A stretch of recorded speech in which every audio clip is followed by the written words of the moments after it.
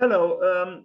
We'll talk now about Gerrit Rietveld, a master of design and architecture associated with the digital movement. Let's read a little bit about him. Rietveld was born in Utrecht on the 24th of June, 1888, as the son of a joiner. He left school at 11 to be apprenticed to his father and enrolled at night school before working as a draftsman for C.G. Bigger, jeweler in Utrecht from 1906 to 1911. So he was 1 year younger than Le Corbusier, because Le Corbusier was born in 1887, Gerrit Rietveld in 1888. And yes, I think we should notice this, that he left school at 11. This didn't, interfere with him becoming a very important designer and architect. By the time he opened his own furniture workshop in 1917, he was 29 years old then. Gerrit Rietveld had taught himself drawing, painting, and model making. He afterwards set up in business as a cabinet maker. So this was a self-made man. He taught himself drawing, painting, and model making. And, implicitly and later on, architecture as well. So let's read a little more about him. Rietveld designed his red and blue chair in 1917, a very famous chair, which again he designed at 29. He was 29 years old, which has become an iconic piece of modern furniture. Indeed, hoping that much of his furniture would eventually be mass-produced rather than handcrafted, Rietveld aimed for simplicity in construction. In 1918, so when he was 30, he started his own furniture factory and changed the chair's colors after becoming influenced by the digital. I checked how to pronounce correctly. Before I used to pronounce the steel, but apparently something like, and I have difficulties with the Dutch language, but I checked and apparently it is pronounced in Dutch correctly something like digital. Anyway, movement of which he became a member in 1919, so when he was 31, the same year in which he became an architect. Now, how did he become an architect? Because it seems he never studied architecture formally in a school.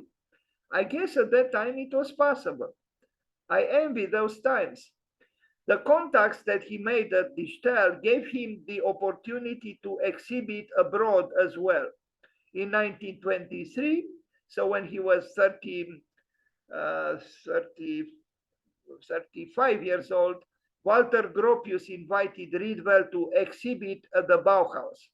And I think we should try to do the same, to exhibit, to write manifestos, to make projects that express ourselves as intimately as possible.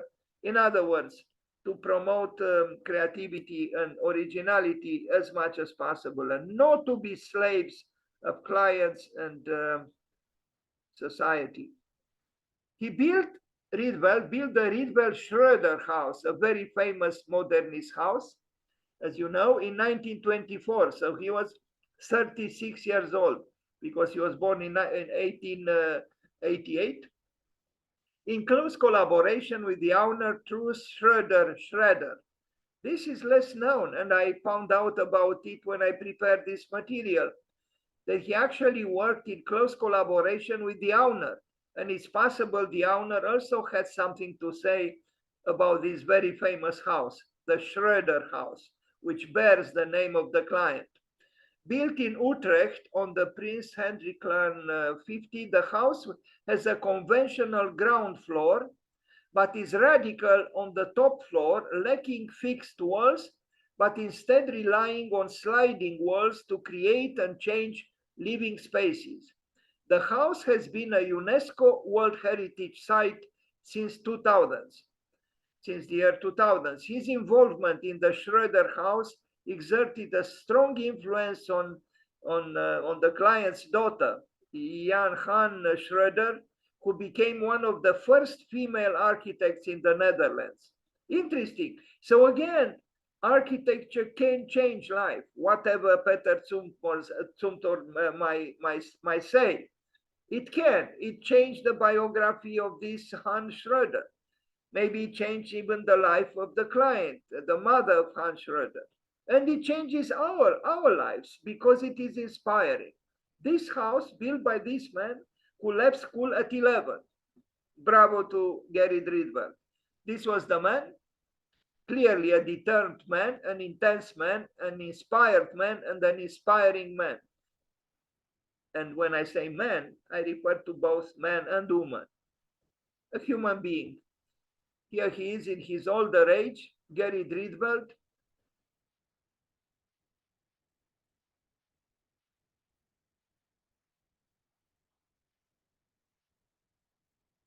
What is it about the Dutch? They have so many good architects and designers and artists. It's incredible. Drawings of Gerrit Rietveld. We see on the left the influence of Dichtel, maybe the influence of Theo van Doesburg, maybe the influence of Piet Mondrian. We know that Dichtel had a few very important artists associated with the movement. Here is a cryptical page with numbers and drawings and for some piece of furniture. I admire the Dutch very much because of their unstoppable creativity. They continuously experiment. They are continuously opening new ways of building and seeing the world and living.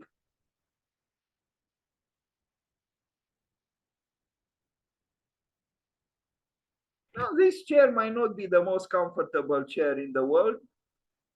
I mean, if you place a pillow on this chair, it would be just fine. But we have to acknowledge it. It is very, very ingenious and very convincing. As a piece of furniture, aesthetically speaking, it's crafted in a way that we understand how it was built. And yes, it is an object you look at with pleasure.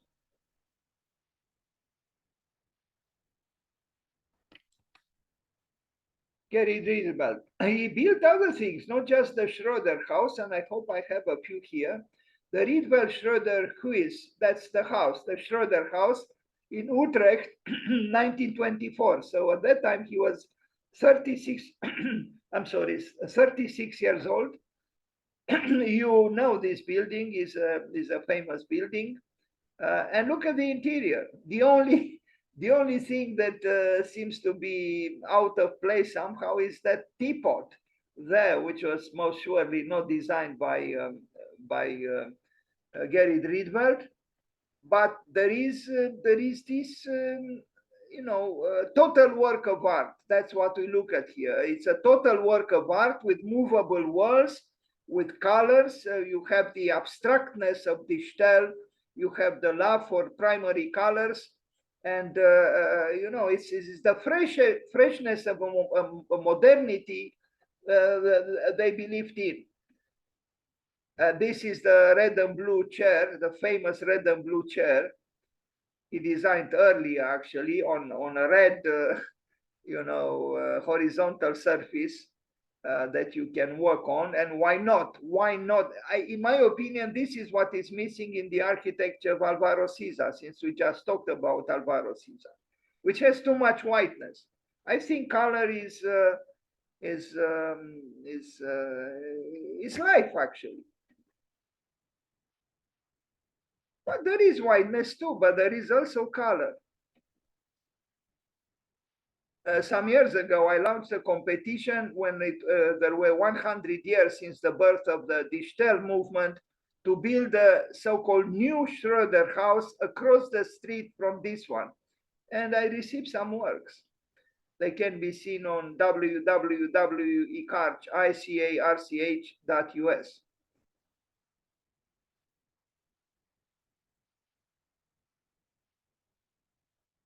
the Schroeder house, 1924. So 4 years before the Villa Savoie by Le Corbusier. And he was younger than Le Corbusier because Le Corbusier was born in 1887 and Gerrit Rietveld in 1888.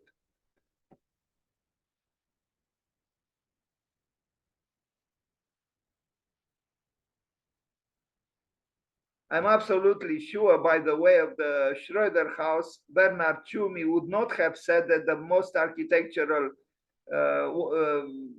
thing about the building is the state of decay it is in. Well, first, the Schroeder house is not decayed, but because of the color and because of this different spirit that the house has, I think would not have made Bernard Tschumi be so acidly vehement as he was against the Villa Savoie by Le Corbusier, which also indulges a little too much in whiteness, I would say, in a suspect dogmatic purity, if I am to call it so, with all due respect for Le Corbusier, who was, of course, Le Corbusier Le Grand,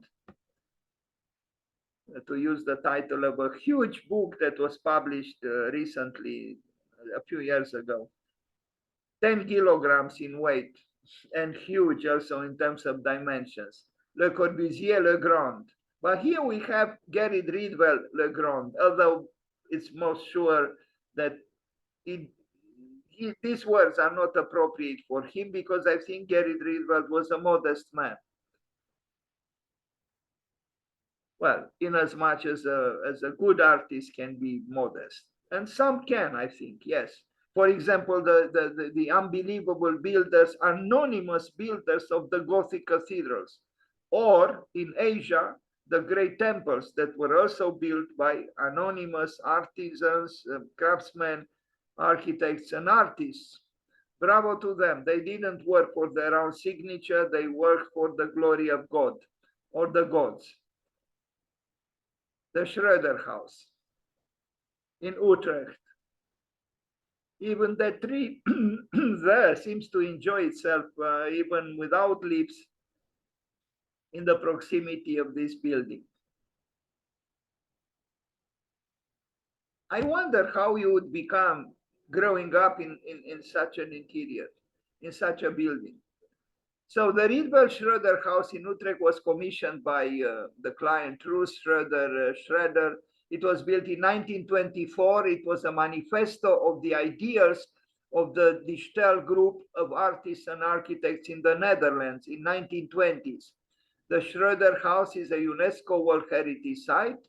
It differs from other significant buildings of the early modern movement, such as Villa Savoie by Le Corbusier or the Villa Tugendhat by Mies van der Rohe. It does indeed. Compositions generally emphasize the separation of planes, the application of primary colors, and the spatial relationship of solids to voids. Window sizes vary on an individual building from large to small. They may be arranged in patterns. Anyway, I think this page comes from a paper by a student who maybe didn't know English perfectly, or it was translated. Anyway, a garage met, what is this, in Utrecht, 1927. I don't have pictures. Unfortunately, I took this from the Dutch Wikipedia, and I don't know Dutch, so sorry about this. Another thing that doesn't have pictures. House, Breda, 1933, Villa Hildebrand. My God, so many that I don't have pictures of. I apologize. Something is wrong. Finally, work here in Utrecht from 1936, Bioscoop. I don't know what this is, also by Gerrit Rietveld. The building still stands. Is that building with Esprit on the facade, the shop Esprit at the bottom? Modern, yes.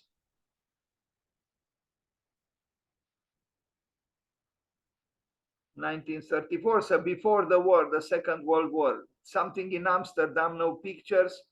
I'm embarrassed. Too many things. I don't know how this is. I don't know Dutch. He built this thing, I don't know, it's like a vacation house, Gerrit Rietveld in the woods, an experimental little house.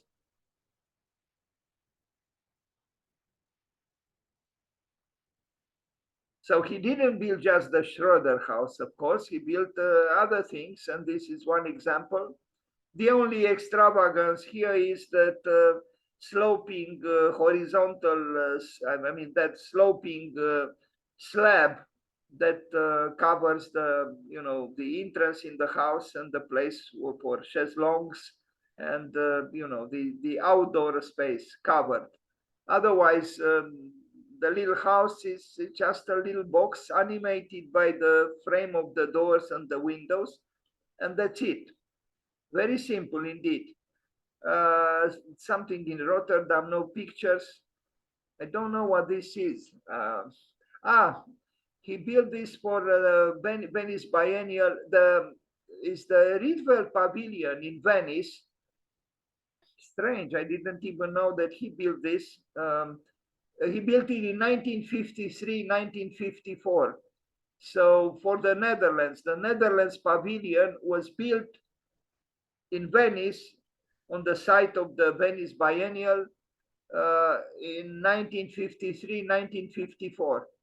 And yes, this is the building, the Venice Biennial site, the Netherlands Pavilion, built by Gerrit Rietveld.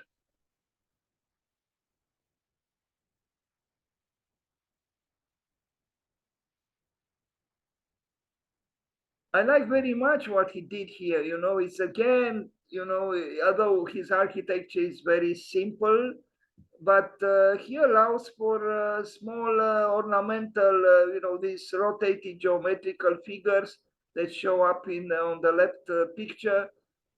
These are important, you know, these are decorative accidents, if I am to call them so, which animate the box, animate the building. I don't know. I don't think he did the ceiling in this way. This must be an installation for a certain show. This is the building, and it is indeed a Gerrit Rietveld building through and through. You look at it, you see even his face somehow. It's a fine pavilion, very well crafted, because let's not forget, he was a furniture maker. He knew how to pay attention to detail, and this is shown also in the building. It's simple, but it's crafted like a piece of furniture with great attention. And then there is the diagonal of the entrance, which expresses dynamic forces, because exactly where they are supposed to be manifest at the entrance. So the entrance is inviting because of this otherness. Good work. The plane is simple. It's square, but you see the power of the diagonal. The diagonal animates a rectangular space. Gerrit Rietveld. This was for the biennial in 2002. What is this? I have to learn Dutch or I have to translate. I'm sorry about this. It's a museum that he built. Also Gerrit Rietveld, another fine work. I truly like this museum, and it could be compared with the Barcelona Pavilion by Mies van der Rohe, with which it seems to have some things in common, but is different from the work of Mies van der Rohe. I like this museum by Gerrit Rietveld. It's a little less luxurious as a building, but that's a quality in my opinion. I hope I have other pictures. I do. Here it is. I like very much what he does with those. I don't know. I think they are concrete blocks, but they have those perforations, so it becomes a porous wall. It's a wall which cultivates porosity. Otherwise, the plan and the crystallization of spaces is somehow similar to the pavilion by Mies, the Barcelona pavilion.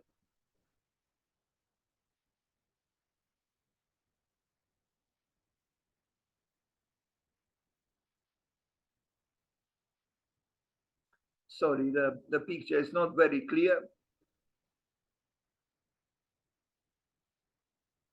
A dignified modernism in its simplicity. The only vibration besides the dynamics of the space is the material of the walls, that kind of brick or concrete block which has the penetrations within left exposed, and thus it becomes ornamental, but in a discrete way. You see it here. Very nice work.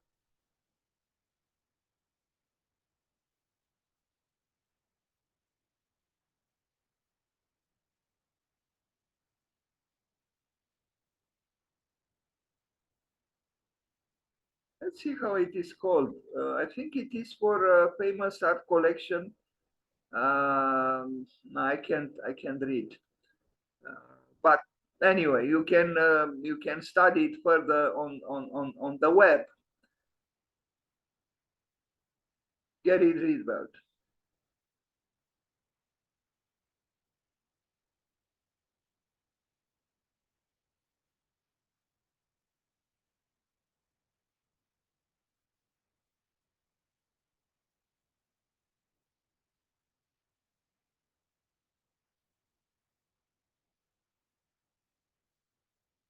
So how do you explain that, someone who left school at 11, later on, was invited to design the Netherlands pavilion? We are talking about a very important, in the field of art, the Netherlands is a force.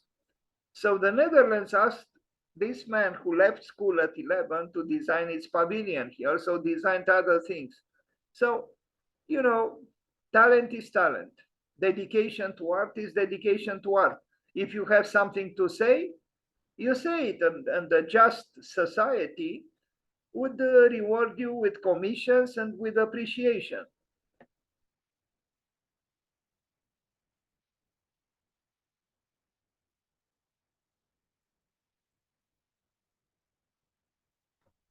Essentially, you see, that these concrete blocks, they become, because of the ornamentation that results from its holes, from their holes, becomes all of a sudden porous, and the porosity of the wall is actually an homage to the relationship between the inside and the outside. So the wall becomes almost embroidered, although it is a straight rectangular wall. It has this vibration, this sensitivity. It's like a curtain.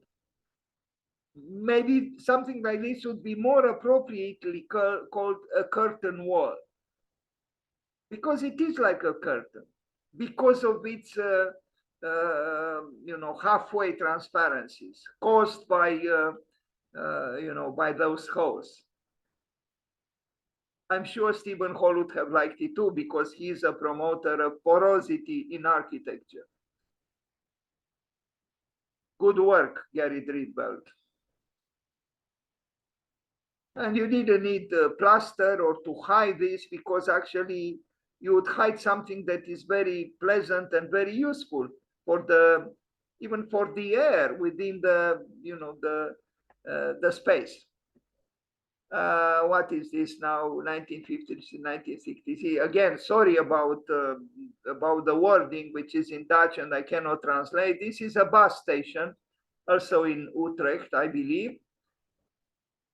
Modest, but it does its function, its role, and you have color. And so it's with its almost naive modernism, it's working. A bus stop, not a bus station. Sorry.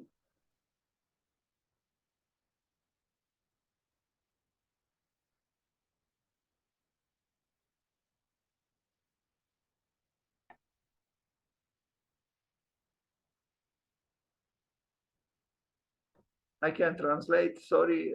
It's, I guess, this clock, urban clock, itself a piece of design that it doesn't leave you indifferent. Another invention, another creative work by Gerrit Rietveld. A weaving mill, very interesting work. Now it's a weaving mill.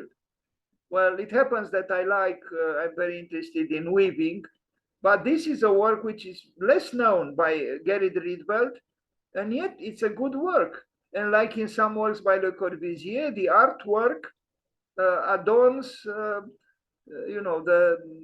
doorway. Maybe there is a doorway or whatever it is, but we see the need for art, and art does its job. It animates a building which otherwise might be a little bit severe, even though it has these spaces covered as they are with that curved roofing. But the colors of the modern artwork add something to the building. I like this building. A weaving mill. Gerrit Rietveld.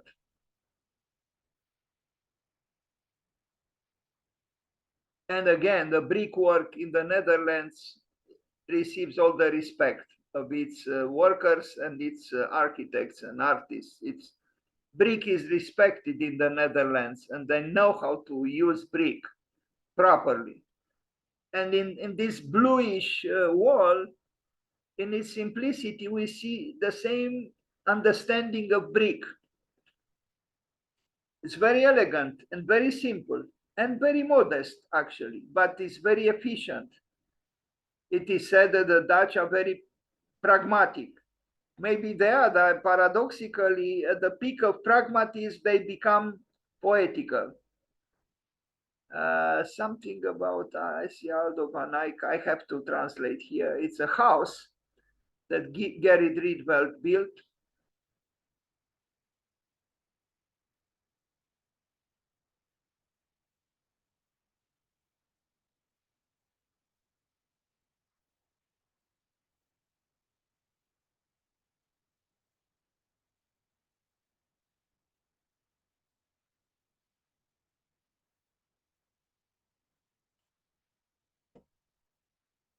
I don't know what it has to do with Aldo van Eyck because I cannot translate.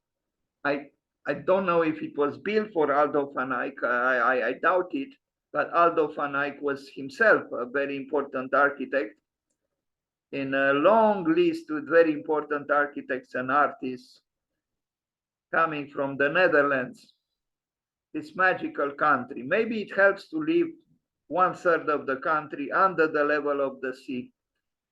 And then you try to compensate through brilliant art and architecture and design. Again, sorry about these housing blocks, at least here is in English. On housing blocks, blocks of flats, but they're interesting. Even this black and white picture, you see that they're different from most blocks of flats. Why? Because Gerrit Rietveld has something to say. Maybe it helps to leave school at 11, if not earlier. Maybe not go to school at all. As Le Corbusier said, brisez les écoles, même l'école Le Corbusier. Break the schools, even the school Le Corbusier.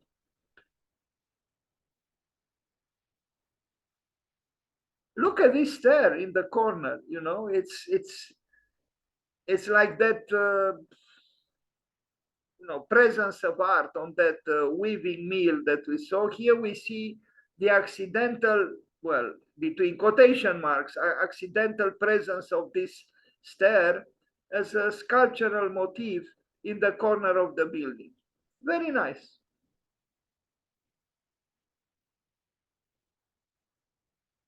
And these are, probably housing for, the workers, social housing.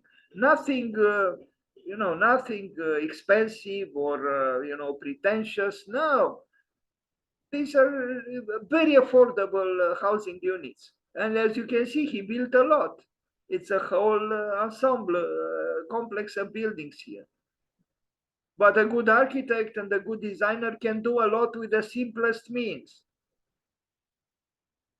And even with low budgets, yes. I don't believe that a good architect cannot manifest himself or herself if he or she doesn't have a lot of money. Now, a good architect can build well even with a low budget.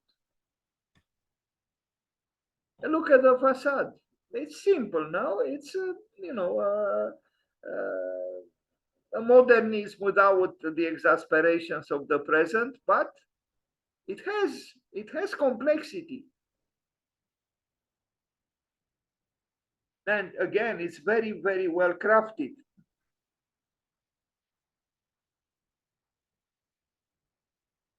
A sensitive designer, an architect, Gerrit Rietveld.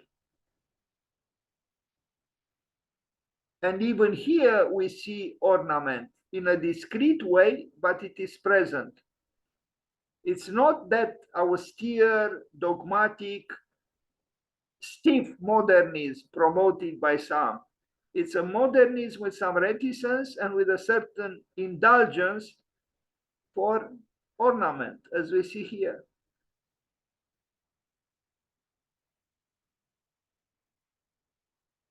So the brutality of structure, and again structure, is softened by the presence of more gentle gestures, architectural gestures, which are of an ornamental character, because this is clearly ornamental. It's simple, yes, but it adds something and it connects with the vibration of the brick wall. So you see a certain dialogue between the two, and this counts.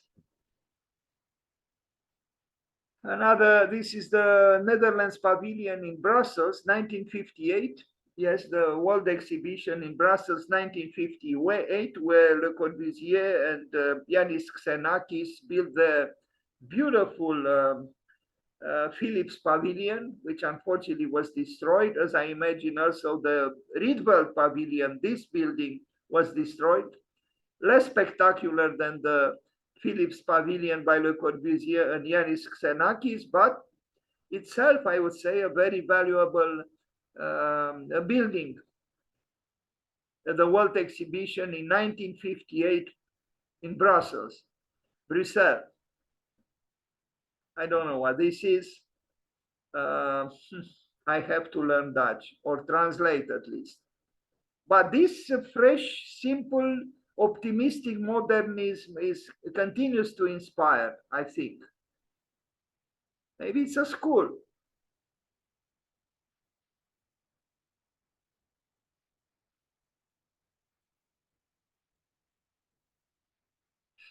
This is a house, a larger house in black and white, but the inside has color, courageous color, primary colors, and also black. Ishtar. I don't know why they don't have pictures in colors from the outside. A school, the Rietveld School, it's a school called the Rietveld School, 1958. This looks more like a rendering. This is the building as it is now, maybe with some traces of neglect here and there. What else? 1958, 1959. It looks like almost like the like the Rietveld Pavilion that he built in Brussels. Maybe they moved it. I see the Rietveld Pavilion. Maybe it's a different pavilion or the same one that was built in Brussels. Whatever. We see again brickwork and colored brick and glass and the structural parts identified with the elegant black lines. So the aesthetics of Dichtel are still manifest. And if you compare the building by Gerrit Rietveld to the building on the right, you see much more plastic interest here. It's more interesting, appealing aesthetically. than the building here, which I'm sure was not designed by him. This is by Rietveld. The boy who left school at 11. And look at him. I like him very much. Determined, with the collar of his coat up, as engaged people with reality usually have. Digital, Gerrit Rietveld, a hero of modernism. I think we can call him so. What is this? I don't know. I can't translate, and we don't have pictures. Another house by Gerrit Rietveld. So again, he didn't just build a Schroeder house. A school, and now some furniture design, and I end this imperfect presentation about him.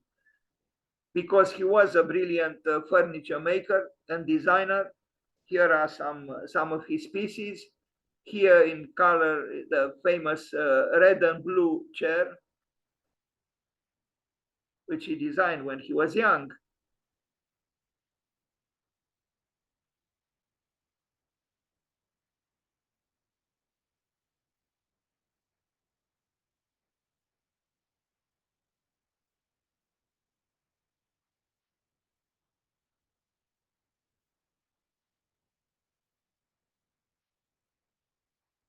It might be that they are not very comfortable, but they are very pleasing in their simple geometry. Simple, but not simplistic. Gerrit Rietveld. And yes, the red and blue masterpiece. It might be that its significance is mainly in its looks than in its comfort, but it doesn't matter. It belongs to the progression and the history of design and art and architecture, and as such, it matters. The red and blue chair by Gerrit Rietveld. This one also rather interesting, maybe a little bit too narrow on all sides, but another interesting chair by Gerrit Rietveld. He obviously enjoyed designing and building furniture, and especially chairs, which are not only concerned, they are not just about function, but they are also about, the playfulness of constituting the object. And it is like almost like a sculpture, almost like an artistic creation on which you can sit, among other things. The red and blue chair, another piece of furniture. I like very much the way the parts come together, and they collaborate in the making of the whole piece of furniture. And here we see the zigzagging chair that he designed. You know that letter Z is used by the Vladimir Putin in its horrible attack on Ukraine. And I wonder if we cannot start some kind of an opposition to him by drawing letter Z the opposite way, meaning the diagonal to go the other way. The diagonal of letter Z. Here it is another, ludic piece of furniture by him.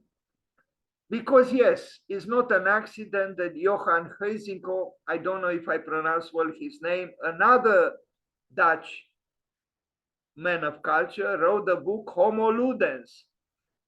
And Constant, a very important, again, Dutch artist, valued himself very a lot, the playfulness, play. Johann Huizinga thought that you cannot create culture without also being playful. That's why he wrote that book, Homo Ludens, the playing human being. And you see this playfulness in the works of Gerrit Rietveld as well.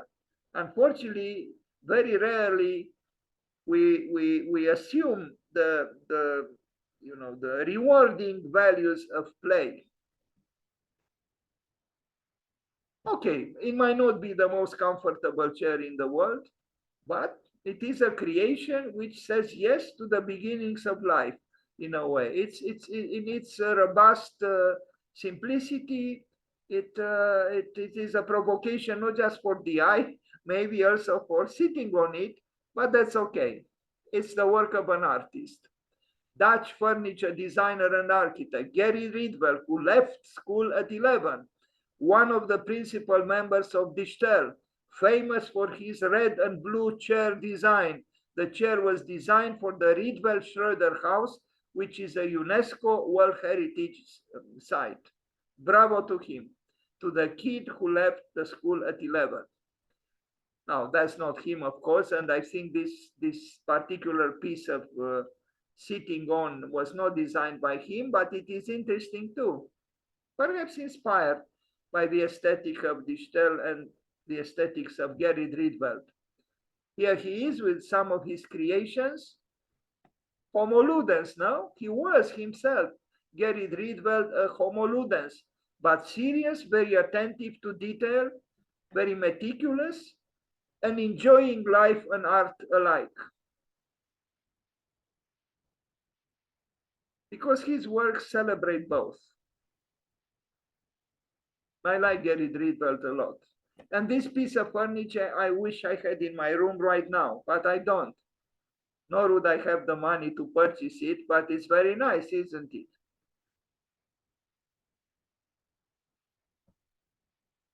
We saw this chair before, we saw this piece before from both sides.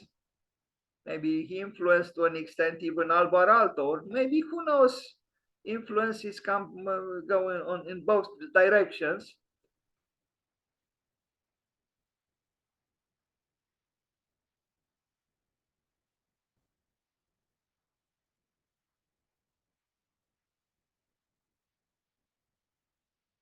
Gerrit Rietveld. Contribution to the artwork. He was one of the principal members. It's not written correctly. They're members of Dutch artistic movement called Dichtel, along with Theo van Doesburg and Piet Mondrian, the great painter. In 1919, the very same year in which Walter Gropius founded the Bauhaus and wrote the famous short manifesto, the Bauhaus Manifesto, which ends with the word, the surprising word, faith. Rietveld famous furniture, the red and blue chair, the zigzag chair that we saw. Then we see here in the middle a painting by Piet Mondrian, and on the right, the other famous chair by Rietveld, red and blue chair, the zigzagging chair, and that's it.